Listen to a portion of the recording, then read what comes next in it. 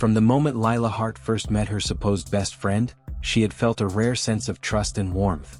They had laughed together, shared secrets, and supported each other through small victories and private defeats. Life seemed brighter with Emma Caldwell by her side, a girl who had promised unwavering loyalty. But beneath the smiles and shared selfies lay subtle tensions that no one could see coming. Lila, vivacious and full of life, loved music and dance, while Emma, equally charming, held a fascination with darker, more reckless pursuits. On the surface they were inseparable, but the currents beneath were already shifting. Lila lived with her father, Marcus Hart, a skilled tailor, and her younger brother, Noah. Their home in the quiet town of Silverwood had always been warm and lively, filled with the scent of fresh-baked pastries and the hum of family laughter. But tragedy had touched their family earlier when Lila's mother had succumbed to a long illness. The loss had forced Lila and Noah to mature quickly, supporting their grieving father while holding on to their own dreams. Lila, particularly, had emerged resilient, balancing schoolwork, household duties, and her love for dance and music with a cheerful smile that brightened everyone's day. By her 16th birthday, Lila had become the shining star among her peers. She formed a small musical group at school, sang passionately, and was known for her generosity and warmth. Her bond with Emma, though increasingly strained, remained the most talked about friendship in Silverwood High. The two girls often posted pictures together, celebrating their friendship publicly. Lila felt that Emma was not just a friend but a sister in every way that mattered, at least until the subtle cracks began to show. Emma, born into a more unstable environment, had grown up surrounded by tension and influence from a less savory crowd. She admired those involved in risky and rebellious lifestyles, attending underground music events and social gatherings that were frowned upon by many. On social media, Emma began posting cryptic messages that hinted at her dissatisfaction, envy, and growing frustration. "Some friendships end, but envy never sleeps," she wrote one evening, drawing little attention at first. Another post, "People smile at your success but hide their claws," felt darker, though Lila, busy with school projects and dance practice, barely noticed. The rift between them widened in the months leading to spring 2021. Emma began to avoid Lila at school, creating her own circle of friends that seemed to orbit around her energy and unpredictability. Lila, meanwhile, kept her own friends close, Ava, Harper, and Chloe, who shared her interests and respected her gentle, caring nature. None of them suspected how quickly admiration could turn into jealousy. Lila's world remained cheerful and vibrant, her life a delicate balance of routines, family love, and youthful aspirations, completely unaware of the storm brewing just beneath the surface. Then came the day that changed everything. On March 12th, the week before spring break, Lila celebrated with a small gathering at her home. She wore a soft lavender dress, her hair tied neatly, and laughed freely with friends and family. Emma, noticing how popular and admired Lila was, felt a quiet, simmering resentment that she could no longer ignore. Later that evening, Emma posted online, "Some smiles hide the deepest scars. Watch closely, world." Lila never saw it. Over the next few days, Emma's cryptic posts escalated. "The closer you are, the sharper the fall," she typed one night. Friends began whispering that Emma seemed unsettled, almost obsessive, about Lila's interactions and popularity. At school, Emma would make passing comments laced with subtle criticism, masking them as jokes, but to anyone paying attention, the underlying tension was palpable. Lila remained blissfully unaware, still extending trust and warmth toward Emma, thinking that any distance between them was temporary or harmless. On March 19th, the ordinary rhythm of Lila's life would be shattered forever. That afternoon, Marcus Hart received a call from Lila's younger brother's school. Lila had not shown up as usual, nor had she answered her phone. Initially, Marcus assumed she was with friends or running errands. But as hours passed and repeated calls went unanswered, unease began to tighten its grip. Returning home, Marcus noticed that the front door, usually locked, stood slightly ajar. A sudden chill swept over him. Something felt wrong. Entering the house cautiously, Marcus called out for Lila. No answer. Every room seemed untouched, yet a faint disarray suggested that someone had been inside. Following a growing instinct of dread, Marcus climbed the stairs toward Lila's room. The door, locked from the inside, resisted his attempts. With mounting fear, he forced it open and froze. Lila lay on the floor, her life stolen, her vibrant spirit extinguished. Bloodstains marred the floor, evidence of a brutal and calculated attack. Shock rooted Marcus to the spot as grief and horror consumed him. The home that had once been a sanctuary now felt like a crime scene. Within hours, police arrived, cordoning off the Hart residence. Initial observations suggested that the assailant had been methodical, someone Lila knew and trusted enough to let in. There were no signs of forced entry, and only minimal traces of blood indicated that the attacker had attempted to clean up after the crime. Forensic investigators later confirmed that Lila had suffered over 60 wounds, a level of violence that spoke of deep-seated hatred rather than spontaneous rage. Neighbors provided fragmented accounts, recalling seeing a slender girl with dark hair leaving the house in a hurry. Suspicion naturally fell on those closest to Lila. Among them, Emma Caldwell's name quickly emerged. Her social media posts in the preceding months now looked chillingly like warnings rather than random musings. When questioned, some friends recalled Emma's growing resentment and erratic behavior, connecting the dots in ways they hadn't before. What began as private jealousy had now exploded into a devastating public tragedy. The town of Silverwood was left reeling. Lila's friends and family were engulfed in grief and disbelief, unable to comprehend how a trusted friend could transform into a perpetrator of such violence. Marcus, holding his remaining child close, wondered how love and trust had been so violently betrayed. The investigation was only beginning, but one thing was terrifyingly clear.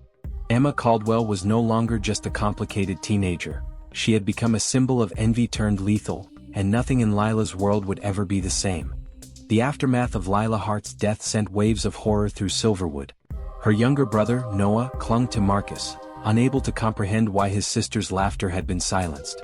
Friends, classmates, and teachers gathered in shock, all struggling to reconcile the cheerful girl they knew with the brutal reality that now confronted them. Police began meticulously documenting the scene, collecting fingerprints, taking photographs, and scouring every corner for evidence that might reveal who had committed such a heinous act. Detective Sarah Monroe, assigned to the case, was methodical and unflinching, known for her ability to read subtle human behaviors. She immediately noted the peculiar aspects of the crime scene: no forced entry, minimal blood trails, and the strategic placement of household items. It was clear that the attacker had known Lila well and had acted quickly, efficiently, and with a level of emotional intensity that suggested personal animosity rather than random violence. Attention soon turned to Emma Caldwell. Her social media history had already raised eyebrows, with cryptic posts hinting at jealousy and inner turmoil. When detectives examined these posts more closely, the context seemed chilling. One message read, "I envy the light you carry, and one day, it will all be mine to shadow." Another, more direct, stated, "Sometimes admiration turns into something much darker than anyone expects." While initially dismissed as teenage dramatics, in the context of Lila's murder, these messages appeared to foreshadow the tragedy. Emma's classmates recalled instances of increasingly erratic behavior. She had begun to isolate herself, yet paradoxically inserted herself into Lila's social sphere at unexpected moments, displaying subtle manipulations masked as concern. Small conflicts had escalated over months. Unresolved disputes about social media photos, shared secrets, and even minor misunderstandings in group projects. Friends remembered her growing obsession with control and influence, a stark contrast to the playful camaraderie she had once shared with Lila. Detectives interviewed Lila's inner circle, piecing together details that painted a picture of mounting tension. Ava, Harper, and Chloe described the friendship's deterioration in fragments: whispered arguments, awkward silences, and Emma's occasional cold stares. None of them could have predicted that envy would escalate to murder. Emma had appeared calm, even cheerful in school hallways, yet behind closed doors, a meticulous plan had been forming. Marcus Hart struggled to comprehend how a trusted friend could become a predator. He pored over every interaction Lila had with Emma in the weeks before her death, searching for warning signs he might have missed. Photographs, videos, and notes were scrutinized. Emma's posts, once dismissed as harmless teenage angst, now seemed deliberate, carefully crafted to mask her intent. Even subtle changes in her language, slight threats veiled as cryptic musings, were evidence of a calculated mind at work. The police discovered that Emma had spent the afternoon prior to Lila's death preparing herself for the encounter. Surveillance from nearby stores indicated she had moved with a purpose, visiting multiple locations before arriving at the Hart residence with a deceptively innocent demeanor.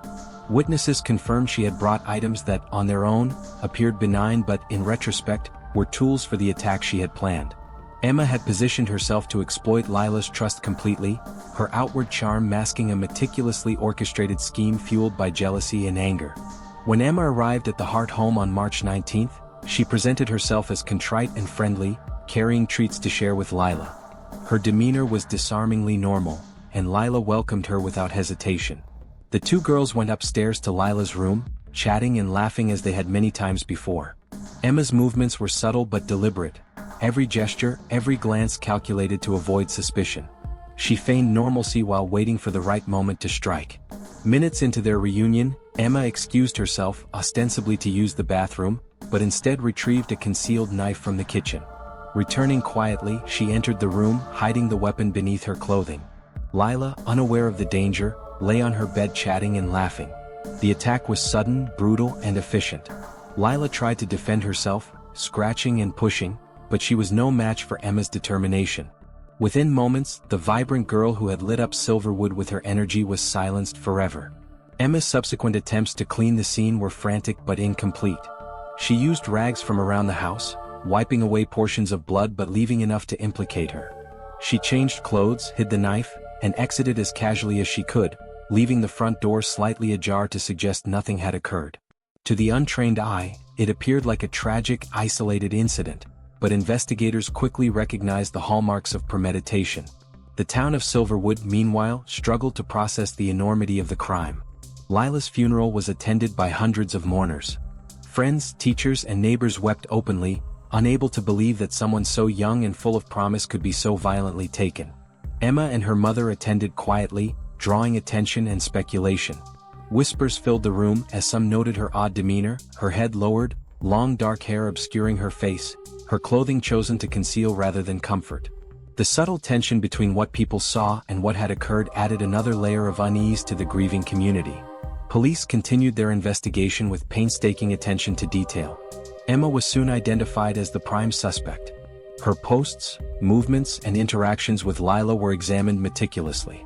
Interviews with classmates revealed the extent of her obsession, her envy, and her growing fixation on Lila's popularity and personal success. The detectives built a timeline of calculated steps, each action leading inexorably to the tragic events of that March afternoon. Evidence was mounting, the case increasingly pointing toward Emma as the orchestrator of a crime that had stunned an entire town. By the end of the chapter, it was undeniable that Lila's trust had been exploited. Emma's jealousy and calculated planning had transformed a friendship into a deadly trap. The small town of Silverwood, once quiet and safe, now bore the scars of a betrayal that could not be undone. The investigation promised a confrontation that would unearth the chilling details of a young life extinguished, a friendship weaponized, and the dark potential hidden within the guise of adolescence. The days following Lila Hart's murder became a blur of activity, grief, and growing tension in Silverwood. Detective Sarah Monroe and her team worked tirelessly, piecing together the fragments of Emma Caldwell's life and the interactions that had led to this tragedy. Each interview, each social media post, and every small clue uncovered a portrait of obsession and envy that had gone unnoticed by those around her. The town's once tranquil streets were now filled with hushed conversations, speculation, and fear, as neighbors and classmates struggled to reconcile their memories of Emma with the emerging reality. Marcus Hart, his grief still raw, could hardly focus on the details, but he insisted on being present throughout the investigation. He combed through Lila's room, photographs, and notes, hoping to understand any signals or warning signs he might have missed. Friends described Lila as generous, kind, and full of life, traits that made the betrayal even more incomprehensible. Emma's subtle manipulations, which had seemed innocuous at first, now appeared as deliberate, chilling moves in a well-rehearsed plan. Detectives discovered that Emma's resentment had deepened over months. Friends recalled incidents where Emma had tried to isolate Lila socially, subtly undermining her confidence.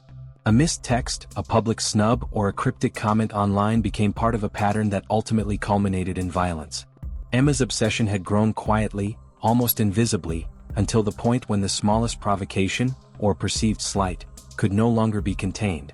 Witnesses reported seeing her lingering near Lila's home in the days leading up to the murder, observing routines, learning habits, and preparing herself mentally for the confrontation that would define her actions.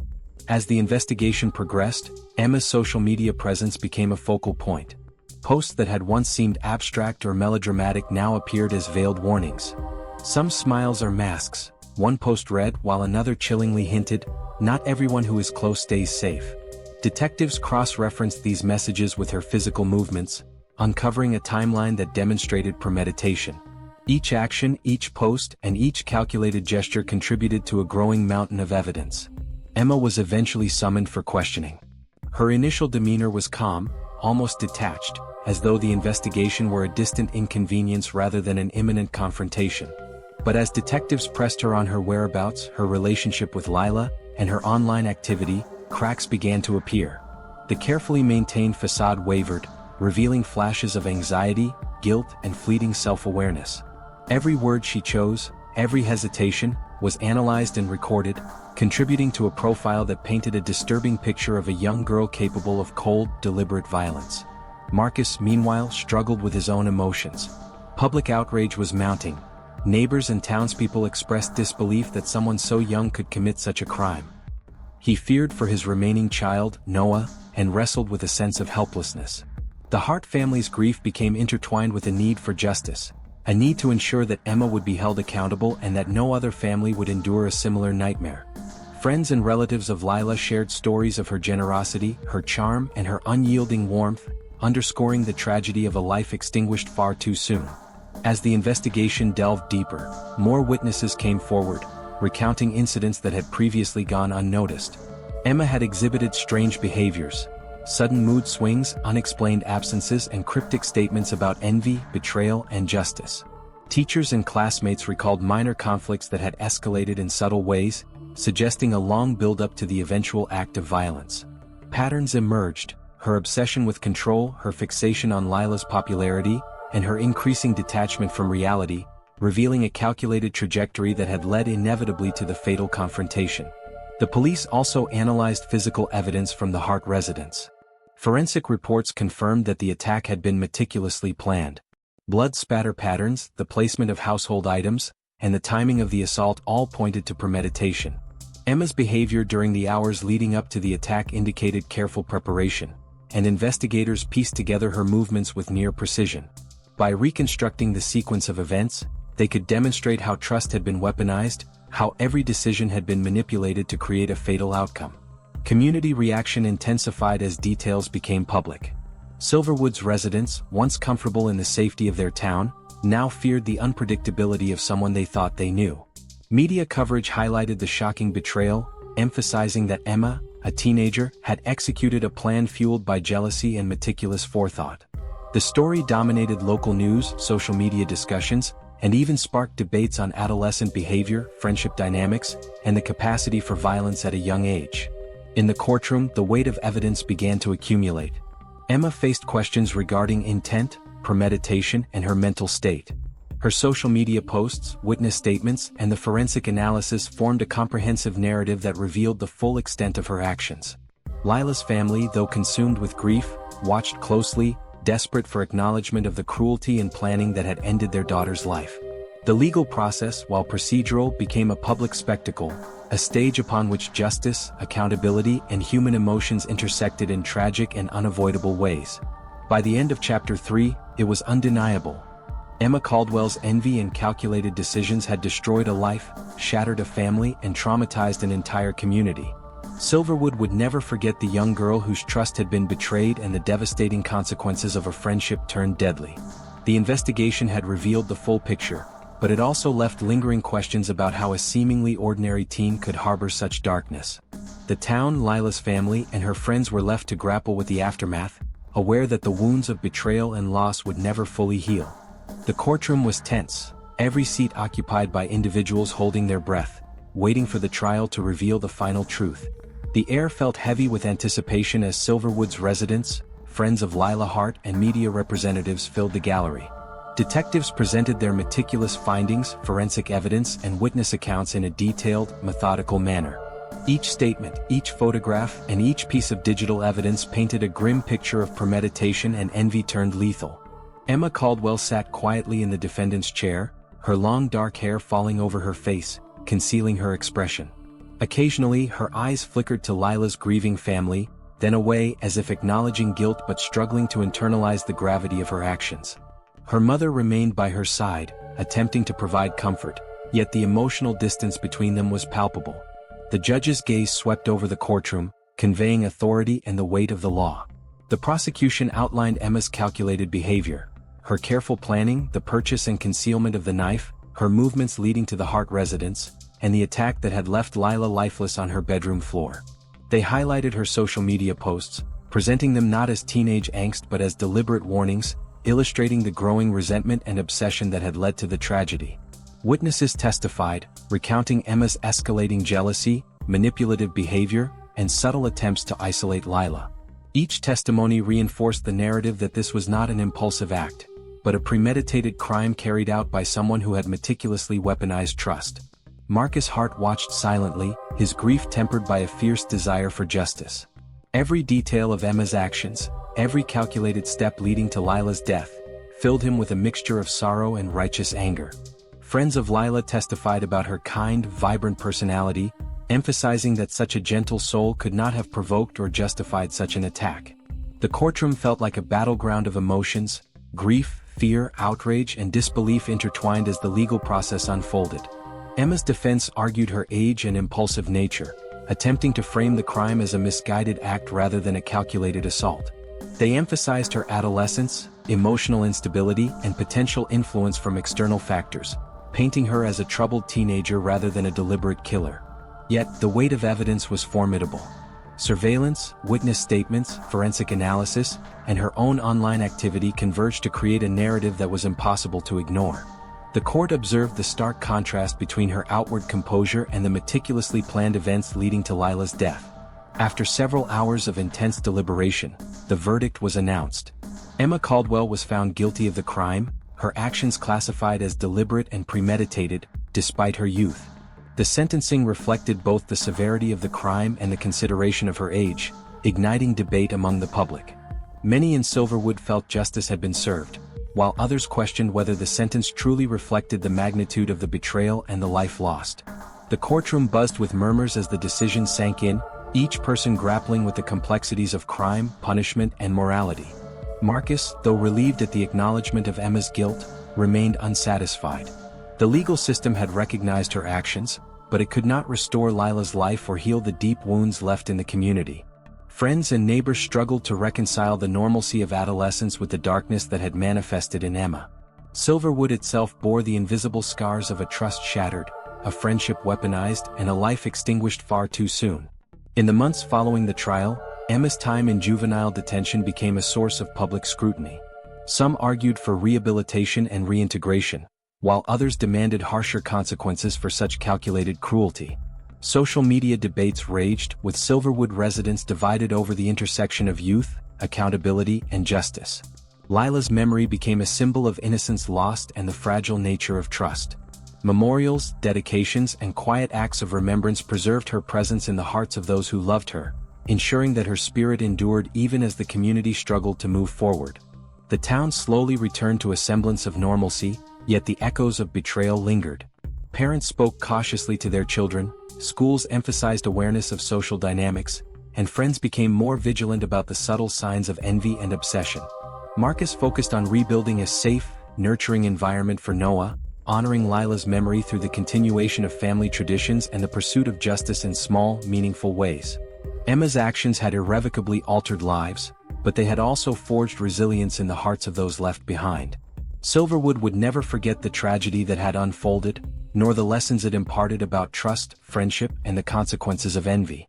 The story of Lila Hart, a vibrant girl taken too soon, remained etched in the town's collective memory, a cautionary tale of how the darkest intentions can hide behind the brightest smiles.